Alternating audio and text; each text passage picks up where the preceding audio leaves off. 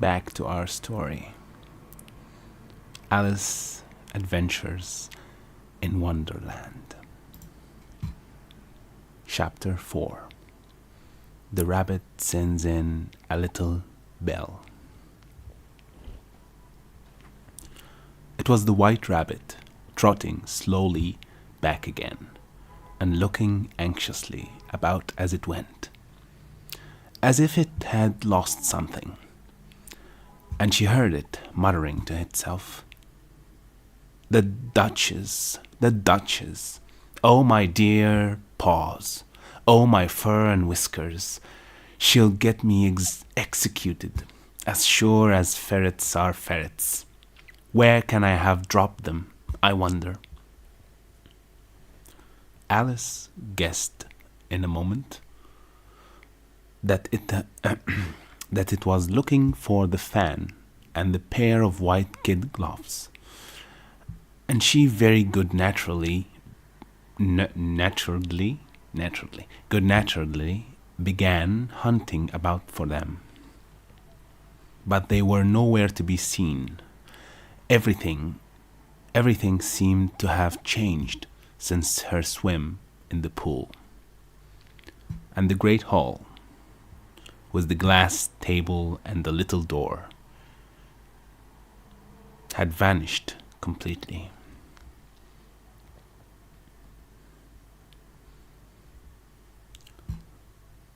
Very soon the rabbit noticed Alice as she went hunting about, and called out to her in an angry tone, "Why, Marianne, what are you doing out here? Run home this moment and fetch me a pair of gloves and a fan. Quick now!"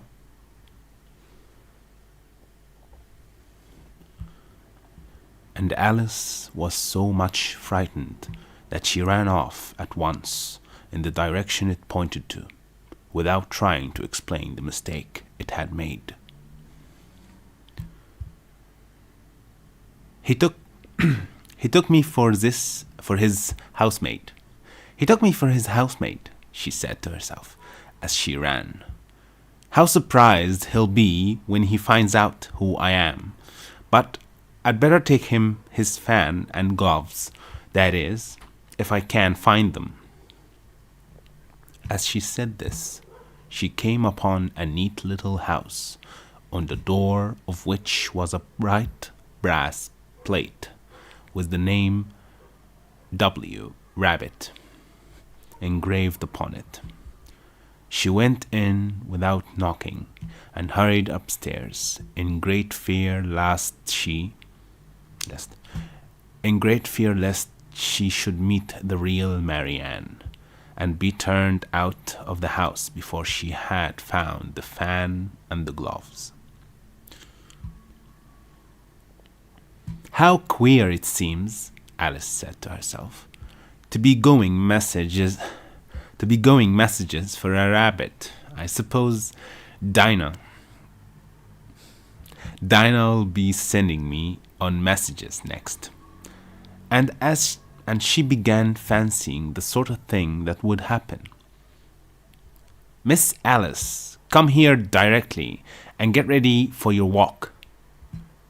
"Coming in a minute, nurse. But I've got to see that the mouse doesn't get out." "Only I don't think," Alice went on. "Only I don't think that they'd let Dinah stop in the house if it began ordering people about like that." By this time she had found her way into a tidy little room with a table in the window, and on it, as she had hoped, a fan and 2 or 3 pairs of tiny white kid gloves. She took up the fan and a pair of gloves and was just going to leave the room when her eye fell upon a little bottle that stood near the looking-glass. There was no label this time, with the words "Drink me. But nevertheless, she uncorked it and put it to her lips. I know something interesting is sure to happen, she said to herself, whenever I eat or drink anything, so I'll just see what this bottle does. I do hope it'll make me grow large again, for really I'm quite tired of being such a tiny little thing. It did so indeed, and much sooner than she had expected. Before she had drunk half the bottle, she found her head pressing against the ceiling, and had to stop to save her neck from being broken. She hastily put down the bottle, saying to herself, "That's quite enough, I hope. I hope I shan't grow any more. That's quite enough. I hope I shan't grow any more. As it is, I can't get out at the door. I do wish I hadn't drunk quite so much." Alas, it was too late to wish that. She went on growing, and very soon had to kneel down on the floor. In another minute there was not even room for this, and she tried the effect of lying down with one elbow against the door, and the other arm curled round her head. Still she went on growing, and as a last resource, she put one arm out of the window and one foot up the chimney, and said to herself, "Now I can do no more. Whatever happens, what will become of me?" Luckily for Alice, the little magic bottle had now had its full effect, and she grew no larger. Still, it was very uncomfortable, and as there seemed to be no sort of chance of her ever getting out of the room again, no wonder she felt unhappy.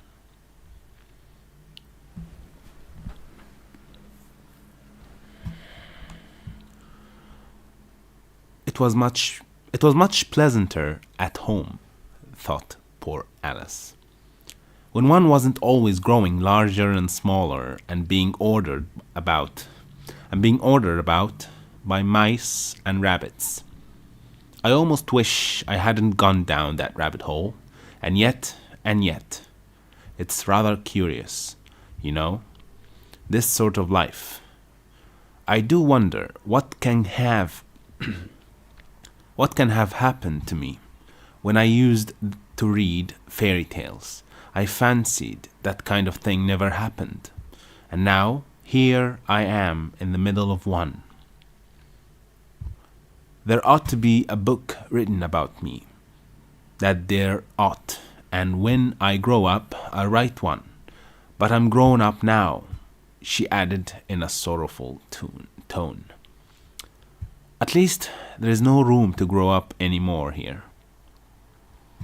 But then, thought Alice, shall I never get any older than I am now?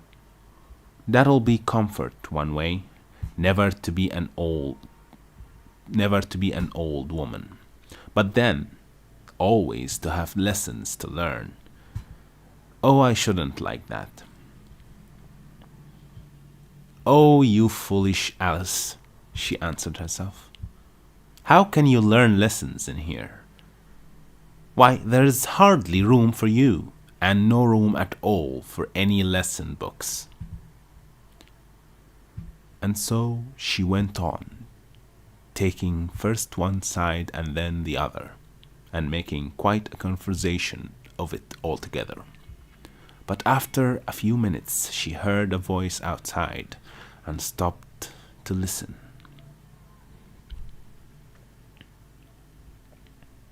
"Marianne, Marianne," said the voice. "Fetch me my gloves this moment."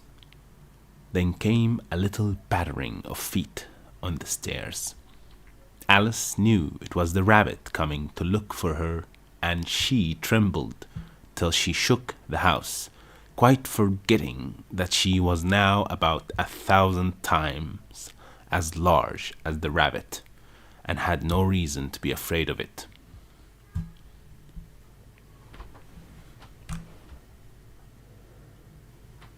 Presently, the rabbit came up to the door and tried to open it, but as the door opened inwards, and Alice's elbow was pressed hard against it, that attempt proved a failure. Alice heard it say to itself, "Then I'll go round and get in at the window." "That you won't," thought Alice, and after waiting till she fancied she heard the rabbit just under the window, she suddenly spread out her hand and made a snatch in the air. She did not get hold of anything, but she heard a little shriek and a fall, and a crash of broken glass, from which she concluded that it was just possible it had fallen into a cucumber frame, or something of the sort. Next came an angry voice, the rabbit's. "Pat, Pat, where are you?" And then a voice she had never heard before. "Sure then I am here. Sure then, I'm here, digging for apples, Your Honor." Your Honor. "Digging for apples, indeed," said the rabbit angrily. "Here, come and help me out of this." Sounds of more broken glass. "Now tell me, Pat, what's that in the window?" "Sure, it's an arm, Your Honor." He pronounced it arm. Arm.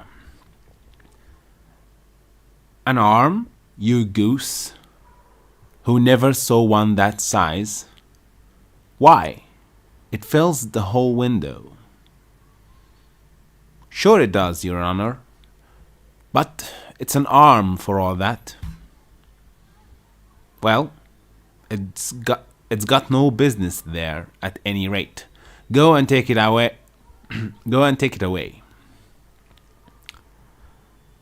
There was a long silence after this, and Alice could only hear whispers now and then, such as, "Sure, I don't like it, Your Honor, at all, at all.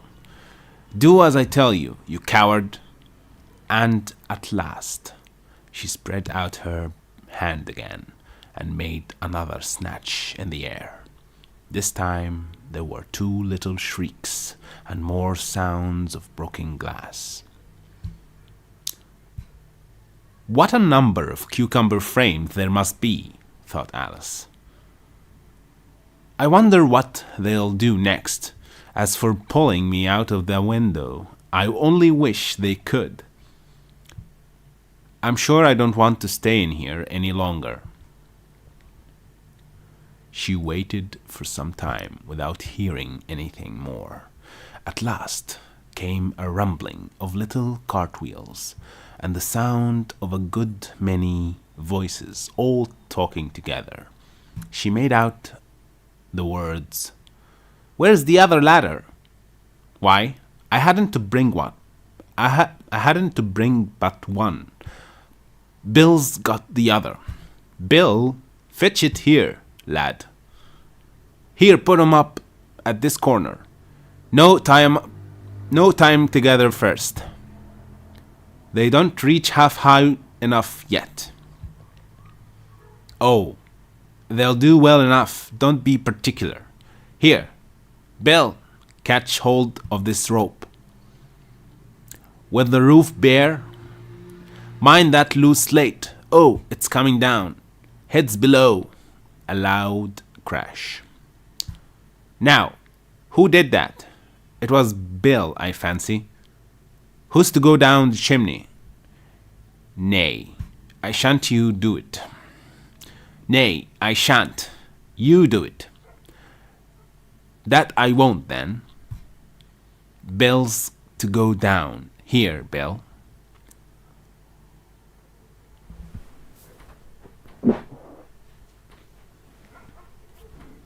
The master says you're to go down the chimney.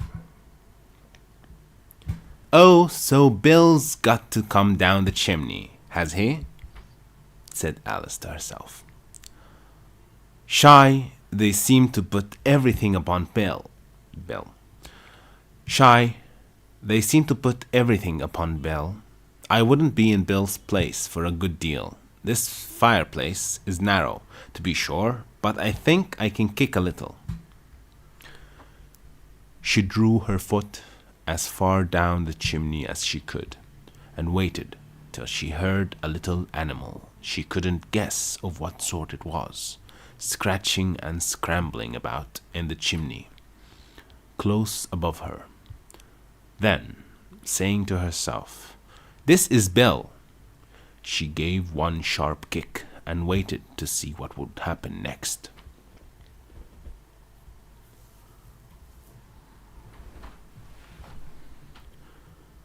The first thing she heard was a general chorus of "There goes Bill." Then the rabbit's voice along, "Catch him! You by the hedge!" Then silence, and then another confusion of voices.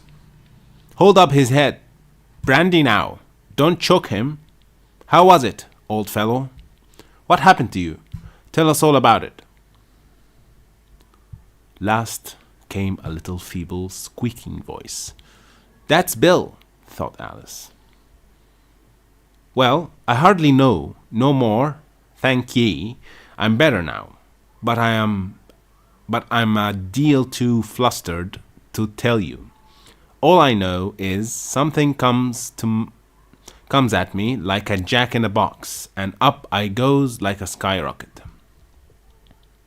"So you did, old fellow," said the others. "We must burn the house down," said the rabbit's voice, and Alice called out as loud as she could, "If you do, I'll sit Dinah at you." There was a dead silence instantly, and Alice thought to herself, "I wonder what they will do next. If they had any sense, they'd take the roof off." After a minute or two, they began moving about again, and Alice heard the rabbit say,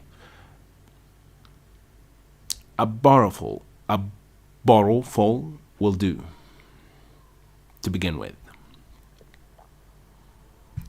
"A barrow full of what?" thought Alice. But she had not long to doubt, for the next moment a shower of little pipples came rattling in at the window, and some of them hit her in the face. "I'll put a stop to this," she said to herself, and shouted out, "You'd better not do that again," which produced another dead silence.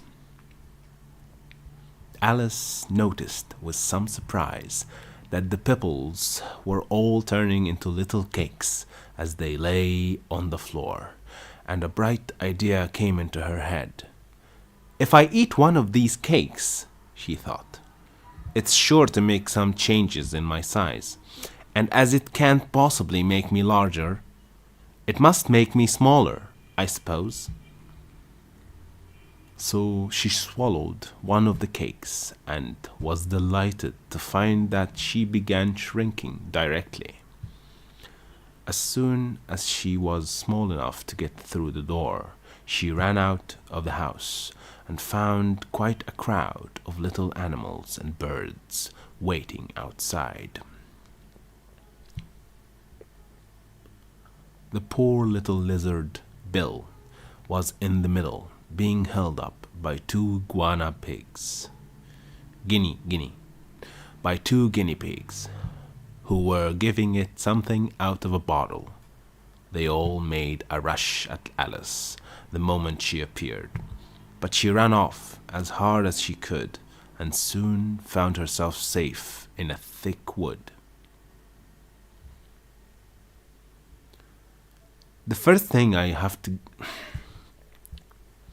The first thing I've got to do, said Alice to herself, as she wandered about in the wood, is to grow my right size again, and the second thing is to find my way into that lovely garden.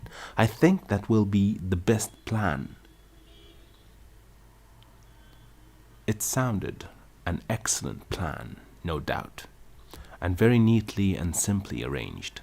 The only difficulty was that she had not the smallest idea how to set about it, and while she was peering about anxiously among the trees, a little sharp bark just over her head made her look up in a great hurry.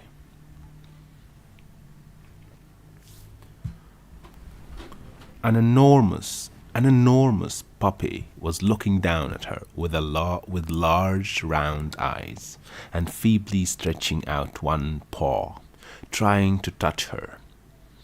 "Poor little thing," said Alice, in a coaxing tone, and she tried hard to whistle to it, but she was terribly frightened all the time at the thought that it might be hungry, in which case it would be very likely to eat her up in spite of all her coaxing. Hardly knowing what she did, she picked up a little bit of stick and held it out to the puppy, whereupon the puppy jumped into the air off all its feet at once, with a yelp of delight, and rushed at the stick, and made believe to worry it. Then Alice dodged behind a great sisal to keep herself from being run over,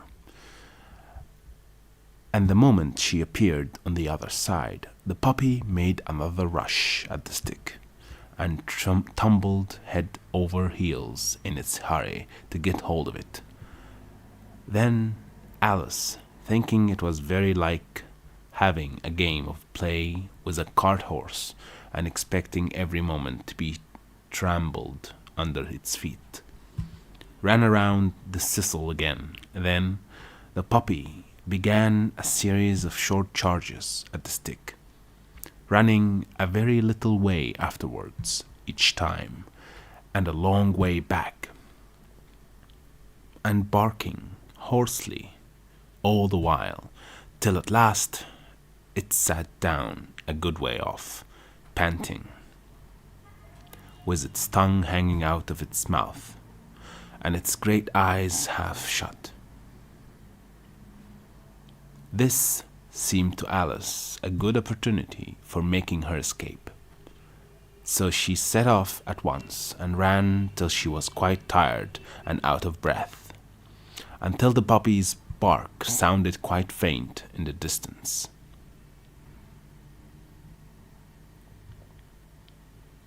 "And yet what a dear little puppy it was," said Alice, as she leaned against a buttercup to rest herself, and fanned herself with one of the leaves.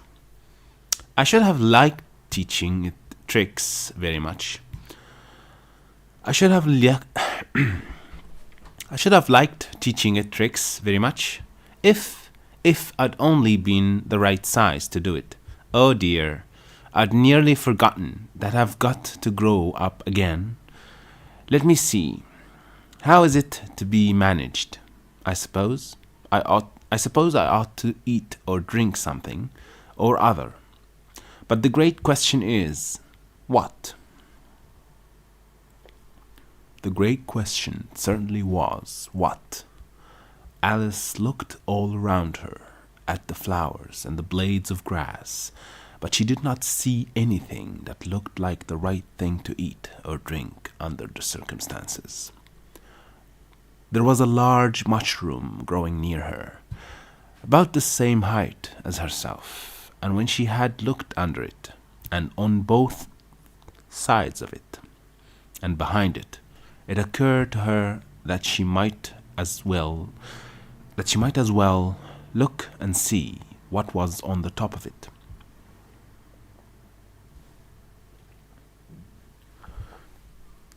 She stretched herself up on tiptoe and peeped over the edge of the mushroom, and her eyes immediately met those of a large blue caterpillar that was sitting on the top with its arms folded, quietly smoking a long hookah, and taking not the smallest notice of her or of anything else.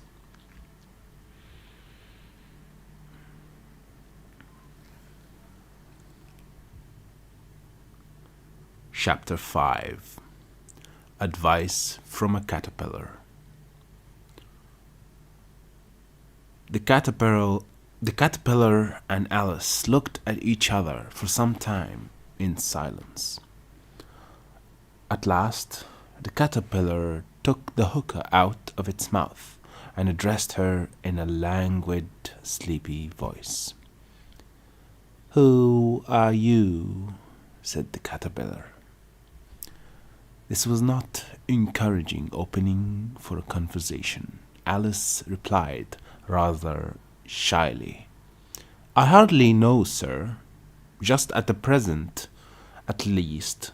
I know who I was when I got up this morning, but I think I must have been changed several times since then." "What do you mean by that?" said the caterpillar sternly. "Explain yourself." "I can't explain myself, I'm afraid, sir. I can't explain myself, I'm afraid, sir," said Alice.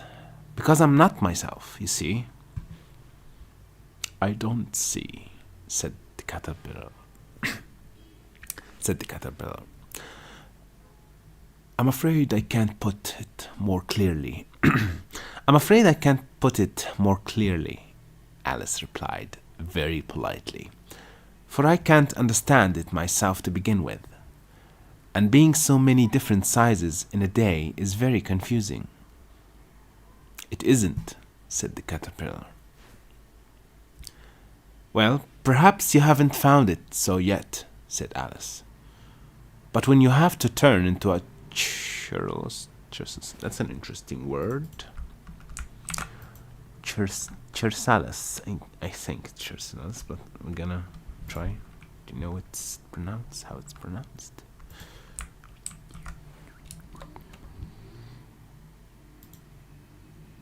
Chrysalis. Chrysalis. All right, it's chrysalis. When you have to turn into a chrysalis, you will someday, you know, and then after that into a butterfly, I should think. You'll feel it a little queer, won't you?" "Not a bit," said the caterpillar. "Well, perhaps your feelings may be different," said Alice. "All I know is it would feel very queer to me." "You," said the caterpillar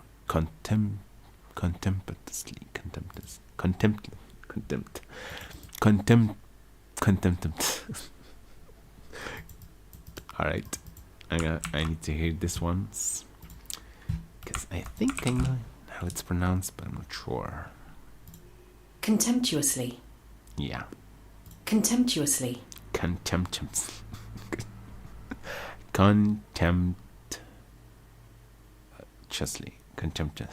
Contemptuously. Whatever. With a way of full of contempt. Okay, I understand the meaning. It's full of contempt. It's a look that it's full of contempt. Okay. Contempt. Okay. "Who are you?" Which brought them back again to the beginning of the conversation. Alice felt a little irritated at the caterpillars making such very short remarks, and she drew herself up and said very gravely, I think you ought to tell me who you are first." "Why?" said the caterpillar. Here was another puzzling question, and as Alice could not think of any good reason, and as the caterpillar seemed to be in a very unpleasant state of mind, she turned away. "Come back," the caterpillar called after her. "I have something important to say." This sounded promising, certainly. Alice turned and came back again. "Keep your temper," said the caterpillar. "Is that all?" said Alice, swallowing down her anger as well as she could. "No," said the caterpillar. Alice thought she might as well wait, as she had nothing else to do, and perhaps, after all, it might tell her something worth hearing. For some minutes it puffed away without speaking, but at last it unfolded its arms, took the hookah out of its mouth again, and said, "So you think you're changed, do you?" "I'm afraid I am, sir," said Alice. "I can't remember things as I used, and I don't keep the same size for 10 minutes together." "Can't remember what things?" said the caterpillar. "Well, I've tried to say, how doth the little busy bee, but it all came different." Alice replied in a very melancholy voice, "Repeat." You are old, Father William," said the caterpillar. Alice folded her hands and began.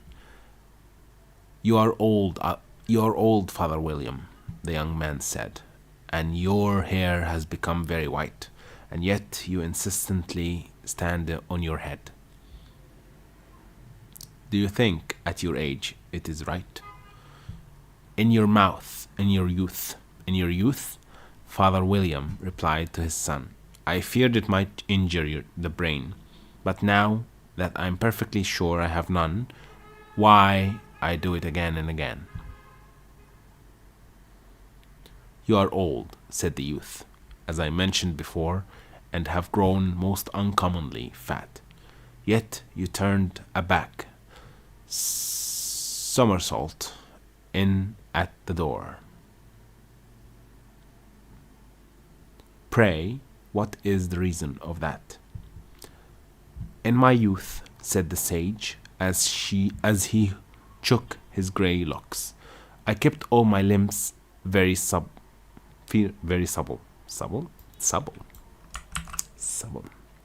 It's an interesting word. Contemptation. This word is a very, very, very, very difficult to pronounce. Contemptuously. Contemptuously, okay.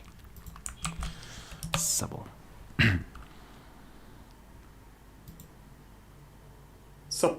Supple, okay. "By the use of this ointment, 1 shilling the box. Allow me to sell you a couple." "You are old," said the youth, "and your jaws are too weak for anything tougher than sweet. What does this mean? Oh, it's a dried beef. Suet. Okay. Beef fat. It's dried beef fat. Okay. "Yet you finished the goose with the bones and the beak. Pray, how did you manage to do it?"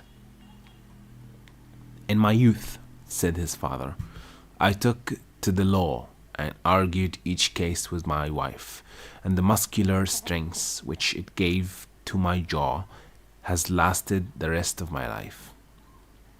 "You are old," said the youth. "One would hardly suppose that your eye was as steady as ever, yet you balanced an eel on the end of your nose. What made you so awfully clever?"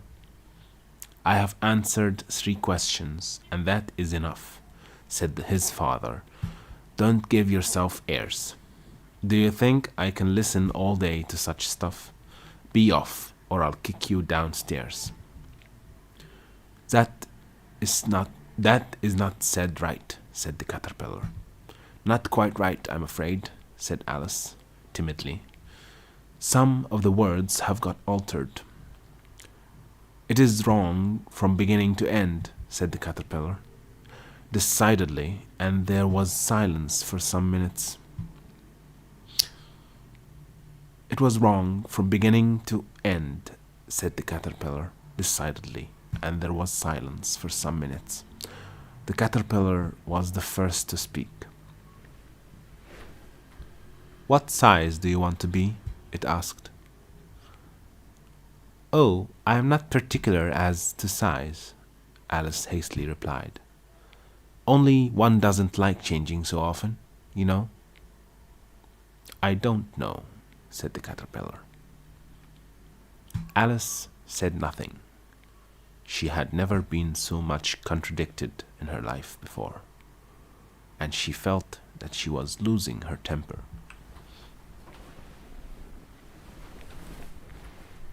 "Are you content now?" said the caterpillar. "Well, I should like to be a little larger, sir, if you wouldn't mind," said Alice. 3 inches is such a wretched height to be." "It is a very good height indeed," said the caterpillar angrily, rearing itself upright as it spoke. It was exactly 3 inches high. "But I'm not used to it," pleaded poor Alice in piteous tone, and she thought of herself, "I wish the creatures wouldn't be so easily offended."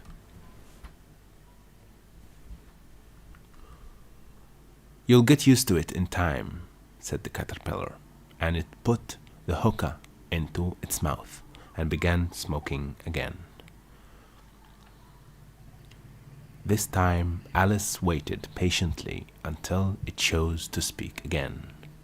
In a minute or two, the caterpillar took the hookah out of its mouth and yawned once or twice and shook itself.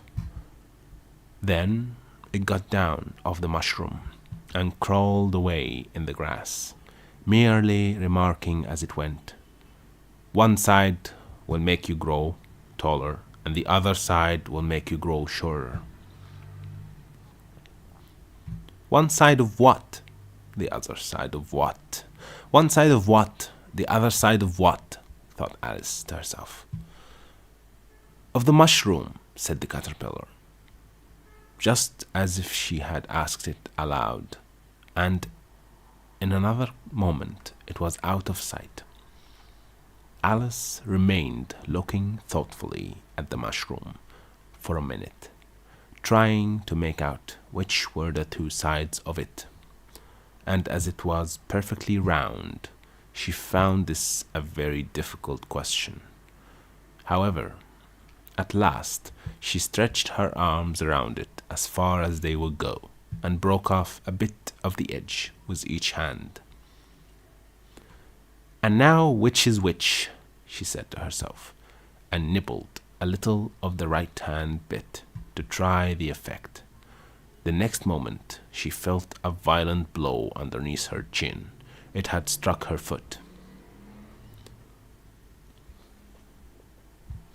She was a good deal frightened by this very sudden change, but she felt that there was no time to be lost, as she was shrinking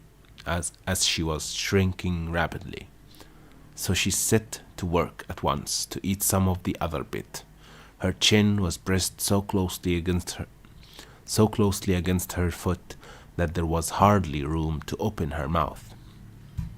But she did it at last, and managed to swallow a morsel of the left-hand bit.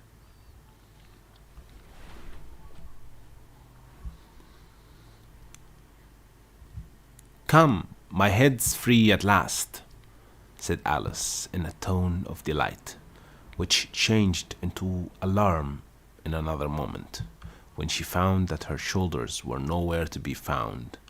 All she could see when she looked down was an immense length of neck, which seemed to rise like a stalk out of a sea of green leaves that lay far below her. "What can all that green stuff be? Said Alice. And where have my shoulders got to? And oh, my poor hands, how is it I can't see you? She was moving them about as she spoke, but no result seemed to follow, except a little shaking among the distant green leaves.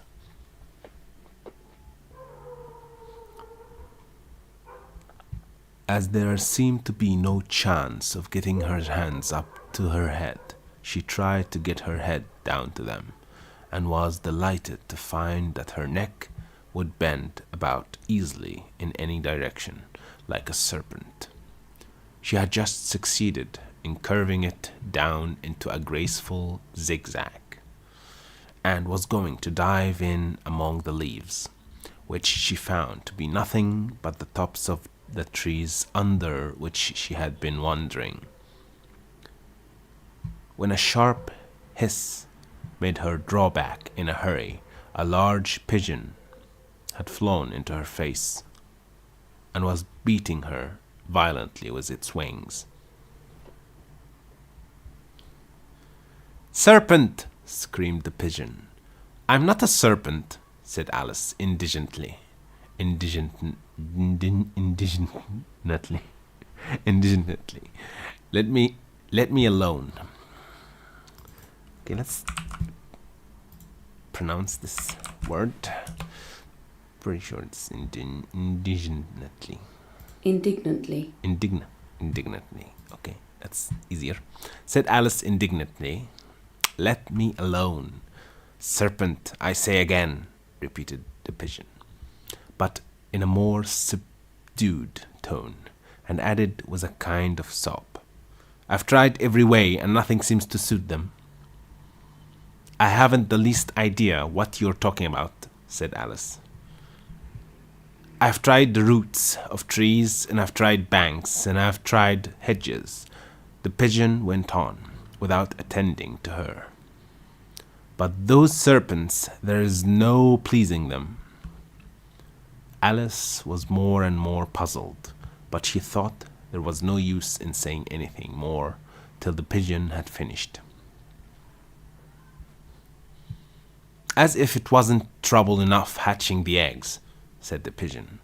But I must be on the lookout for serpents night and day. But I must be on the lookout for serpents night and day. Why, I haven't had a wink of sleep these 3 weeks. "I'm very sorry you have been annoyed," said Alice, who was beginning to see its meaning. "And just as I'm taking the highest tree in the wood," continued the pigeon, "and just as I taking the highest tree in the wood," continued the pigeon, raising its voice to a shriek, "and just as I was thinking I should be free of them at last, they must needs come wriggling down from the sky. Ah, serpent!"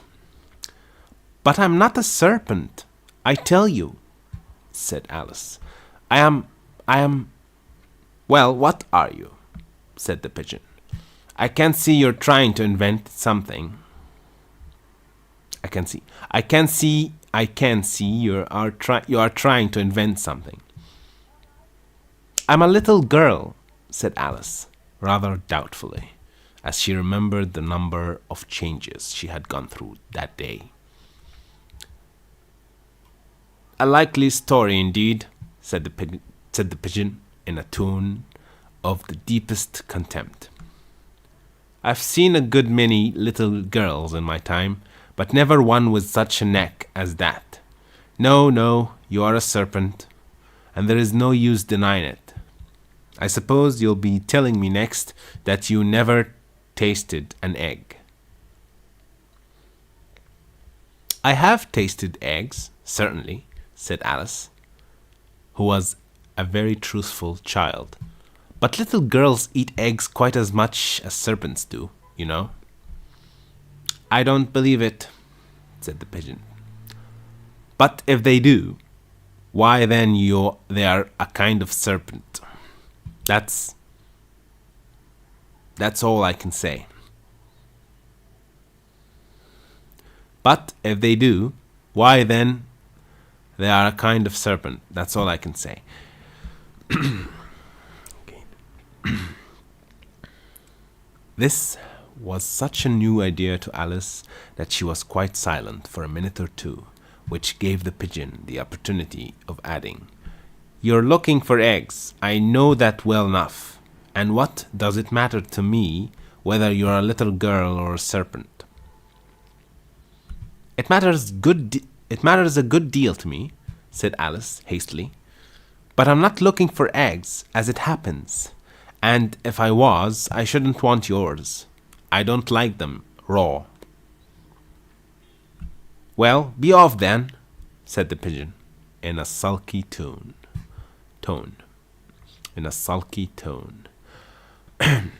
As it settled down,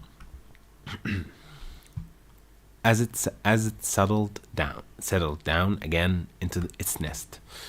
"Well," let's say it from the start.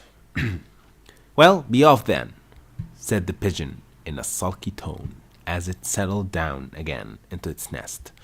Alice crouched down among the trees as well as she could, for her neck kept getting entangled among the branches, and every now and then she had to stop and untwist it.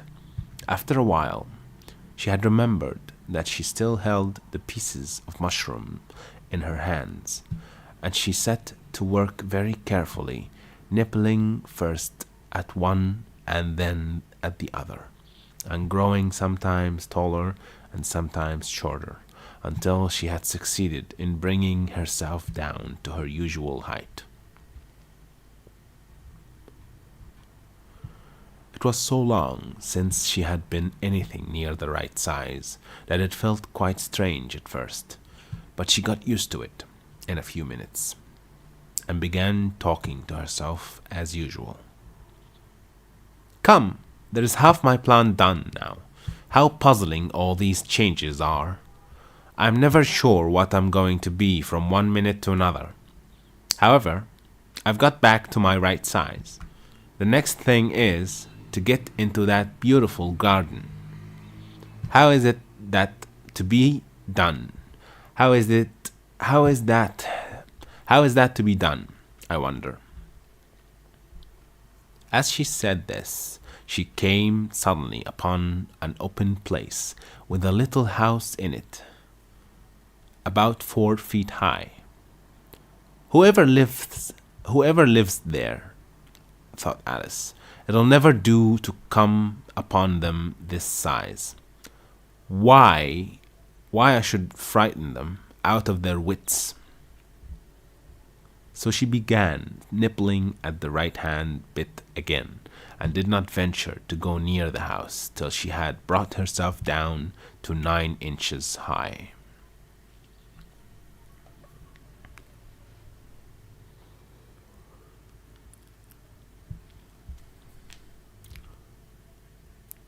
Chapter 6. Pig, Peg, and Pepper.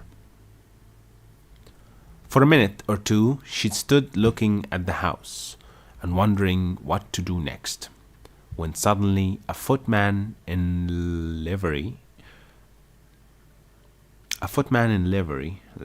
came running out of the wood. Livery. That's an interesting word. I don't know what it means. Let's see.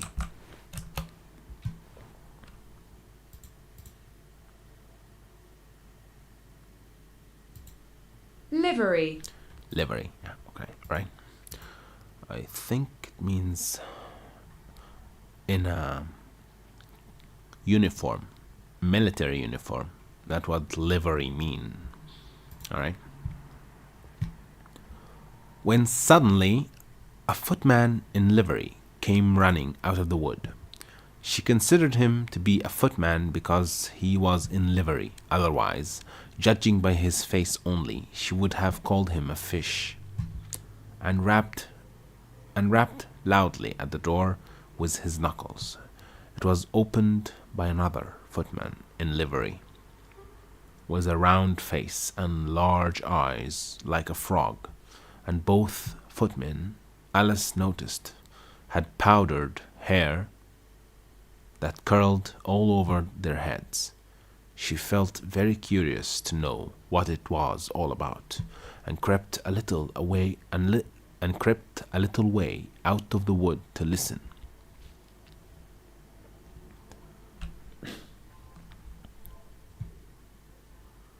The fish footman began by producing from under his arm a great letter, nearly as large as himself, and this he handed over to the other, saying in a solemn tone, "For the Duchess, an invitation from the Queen to play croquet."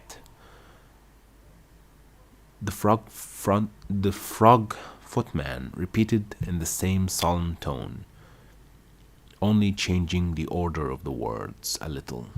"From the Queen, an invitation for the Duchess to play croquet." Then they both bowed low. Then they both bowed low, and their curls got entangled together. Alice laughed so much at this that she had to run back into the wood for fear of their hearing her. of their hearing her. And when she next peeped out of the fish footman was gone. And when she next peeped out, the fish footman was gone, and the other was sitting on the ground near the door, staring stupidly up into the sky. Alice went timidly up the door and knocked. "There is no sort of use in knocking," said the footman. And that for two reasons. First, because I'm on the same side of the door as you are. Secondly, because they are making such a noise inside, no one could possibly hear you. And certainly there was a most extraordinary and certainly there was a most extraordinary noise going on within, a constant howling and sneezing, and every now and then a great crash, as if a dish or kettle had been broken to pieces. "Please, then," said Alice, "how am I to get in?" "There might be some sense in your knocking," the footman went on without attending to her. "If we had the door between us, for instance, if you were inside, you might knock, and I could let you out, you know." He was looking up into the sky all the time he was speaking.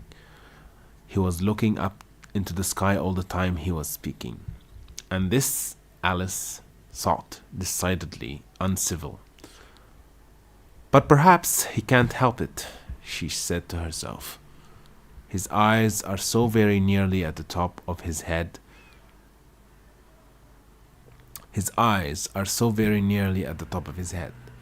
But at any rate, he might answer questions. How am I to get in?" she repeated aloud.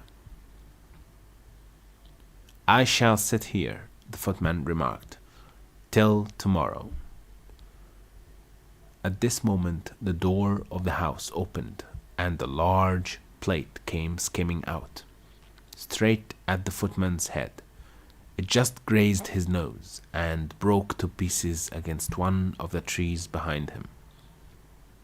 "Or next day, maybe," the footman continued, in the same tone, exactly as if nothing had happened. "How am I to get in?" asked Alice again, in a louder tone. "Are you to get in at all?" said the footman. "That's the first question, you know." It was, no doubt, only Alice did not like to be told so. "It's really dreadful," she muttered to herself.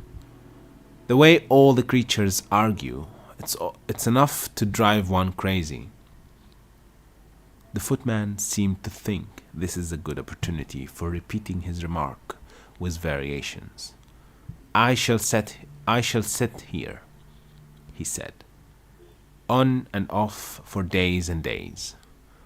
But what am I to do? Said Alice. Anything you like, said the footman, and began whistling. Oh, there is no use in talking to him, said Alice desperately. He's perfectly idiotic. And she opened the door and went in. The door led right into a large kitchen, which was full of smoke from one end to the other. The Duchess was sitting on a three-legged stool in the middle, nursing a baby. The cook was leaning over the fire, stirring a large cauldron, which seemed to be full of soup. There is certainly too much pepper in that soup, Alice said to herself, as well as she could for sneezing. There was certainly too much of it in the air. Even the Duchess sneezed occasionally. And as for the baby, it was sneezing and howling alternately without moment's pause. The only thing in the kitchen that did not sneeze were the cook and the large cat, which was sitting on the hearth and grinning from ear to ear. And the large cat, which was sitting on the hearth and grinning from ear to ear. Please, would you tell me, said Alice, a little timidly, for she was not quite sure whether it was good manners for her to speak first. Why your cat grins like that? It's a cashier cat. Or shisher?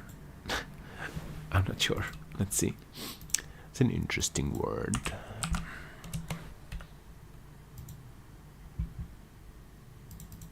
Yeah, Cheshire.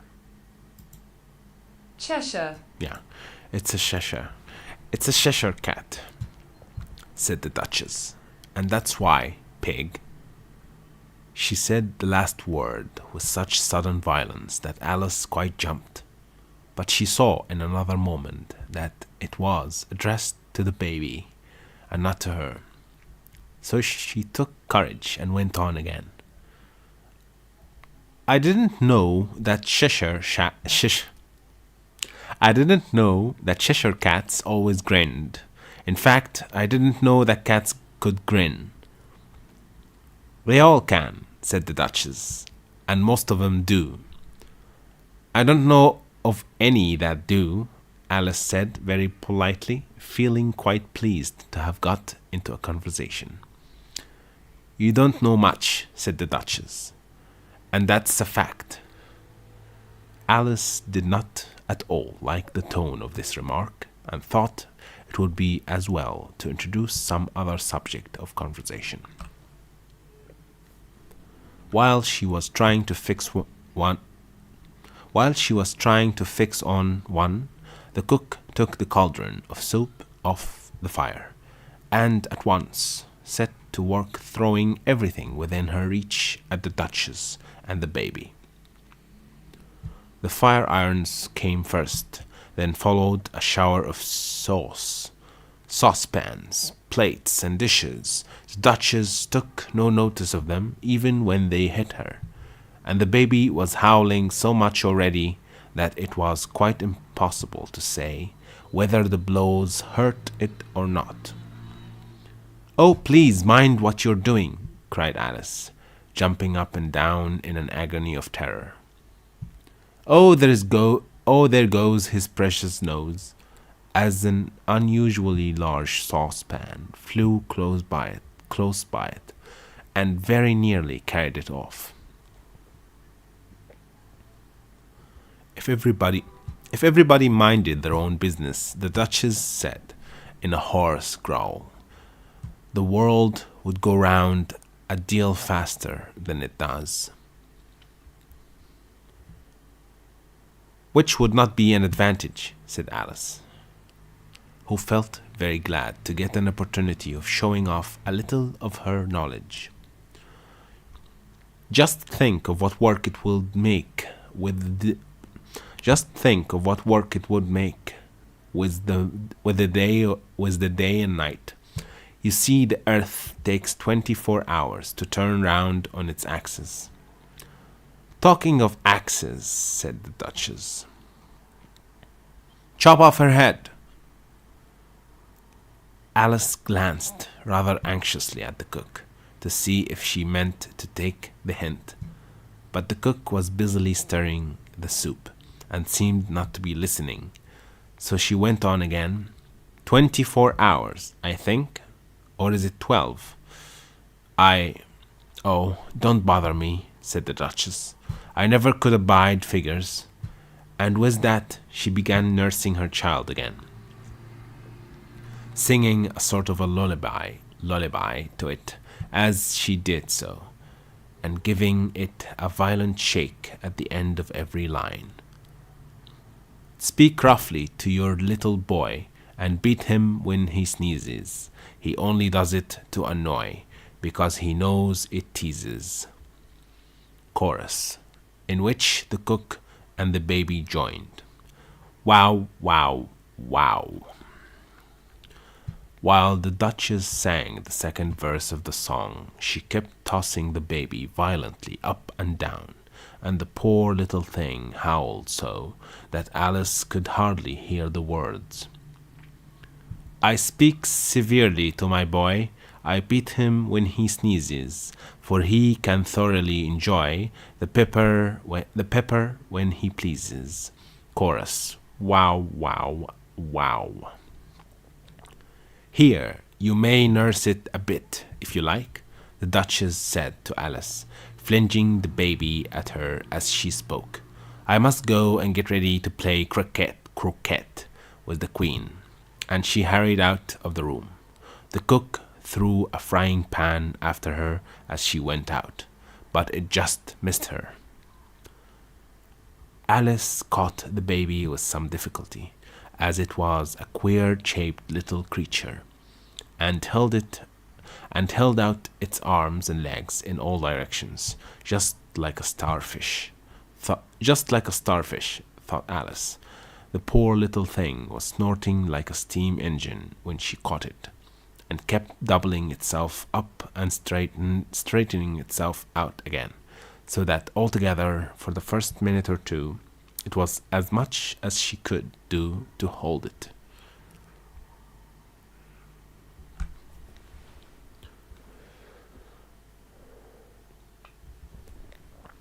As soon as she had made out the proper way of nursing it, which was to twist it up into a sort of knot, and then keep tight hold of its right ear and left foot, so as to prevent its undoing itself, she carried it out into the open air. If I don't take this child away with me, thought Alice, they're sure to kill it in a day or two. Wouldn't it be murder to leave it behind?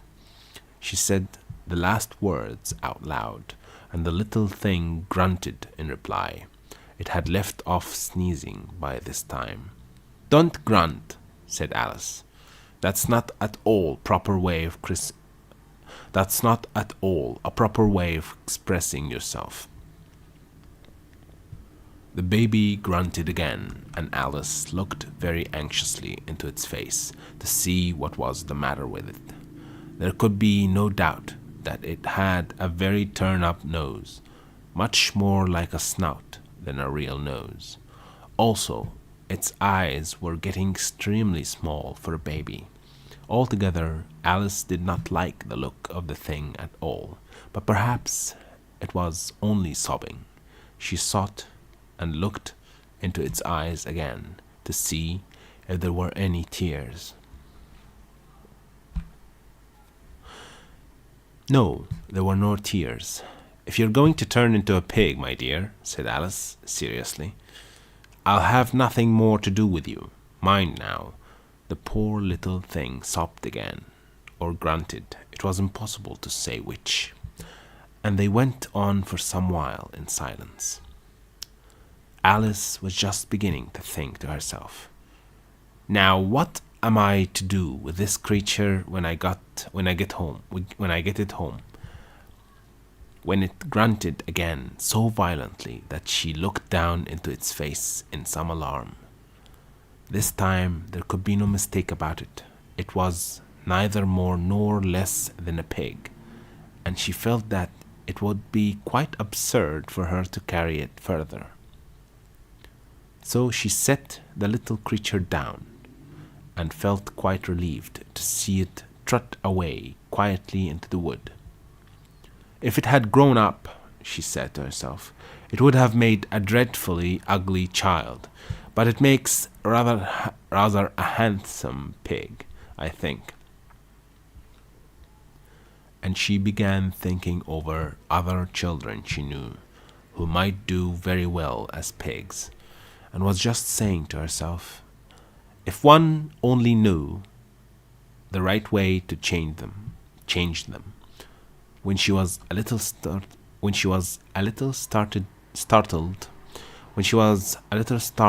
by seeing the Cheshire cat sitting on a buff. That's a buff. Let's see.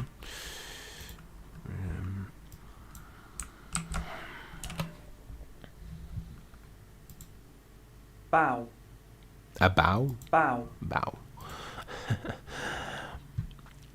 When she was a little startled by seeing the Cheshire cat sitting on a bough of a tree a few yards off. The cat only grinned when it saw Alice. It looked good-natured, she thought. Still, it had very long claws and a great many teeth, so she felt that it ought to be treated with respect. Cheshire Puss, she began, rather timidly, as she did not at all know whether it would like the name. However, it only grinned a little wider. Come, it's pleased so far, thought Alice, and she went on. Would you tell me, please, which way I ought to go from here? That depends a good deal on where you want to get to, said the cat. I don't much care where, said Alice. Then it doesn't matter which way you go, said the cat. So long as I get somewhere, Alice added as an explanation. Oh, you're sure to do that, said the cat, if you only walk long enough. Alice felt that this could not be denied, so she tried another question. What sort of people live about here? In that direction, the cat said, waving its right paw around, lives a hatter, and in that direction, waving the other paw, lives a March hare. Visit either you like, they are both mad. But I don't want to go among mad people, Alice remarked. Oh, you can't help that, said the cat. We're all mad here. I'm mad, you're mad. How do you know I'm mad? Said Alice. You must be, said the cat, or you wouldn't have come here. Alice didn't think that proved it at all. However, she went on and how do you know that you're mad? To begin with, said the cat, a dog's not mad. You grant that? I suppose so, said Alice. Well then, the cat went on. You see, a dog growls when it's angry and wags its tail when it's pleased. Now I growl when I'm pleased and wag my tail when I'm angry. Therefore, I'm mad. I call it purring, not growling, said Alice. Call it what you like, said the cat. Do you play croquet with the Queen today? I should like it very much, said Alice, but I haven't been invited yet. "You'll see me there," said the cat, and vanished. Alice was not much surprised at this. She was getting so used to queer things happening. While she was looking at the place where it had been, it suddenly appeared again. "By the by, what became of the baby?" said the cat. "I'd nearly forgotten to ask." "It turned into a pig," Alice quietly said, just as if it had come back in a natural way. "I thought it would," said the cat, and vanished again. Alice waited a little, half expecting to see it again, but it did not appear, and after a minute or two she walked on in the direction in which the marsh hare was said to live. I have seen hatters before," she said to herself. "The marsh hare will be much the most interesting, and perhaps as this is May it won't be raving mad, at least not so mad as it was in the marsh." As she said this, she looked up, and there was the cat again, sitting on a branch of a tree. "Did you say pig or fig?" said the cat. "I said pig," replied Alice. "And I wish you wouldn't keep appearing and vanishing so suddenly. You make one quite giddy." "All right," said the cat. And this time it vanished and this time it vanished quite slowly, beginning with the end of the tail and ending with the grin, which remained some time after the rest of it had gone. "Well, I've often seen a cat without a grin," thought Alice. "But a grin without a cat, it's the most curious thing I've ever saw in my life." She had not gone much further before she came in sight of the house of the marsh hare. She thought it must be the right house, because the chimneys were shaped like ears and the roof was thatched with fur. It was so large a house that she did not like to go nearer till she had nibbled some more of the left-hand bit of mushroom, and raised herself to about 2 feet high.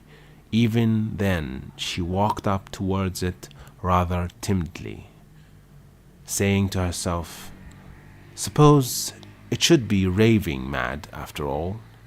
I almost wish I'd gone to see the hatter instead." Okay, that will be it for today, and I will see you in the next one. Have a great night. Goodbye.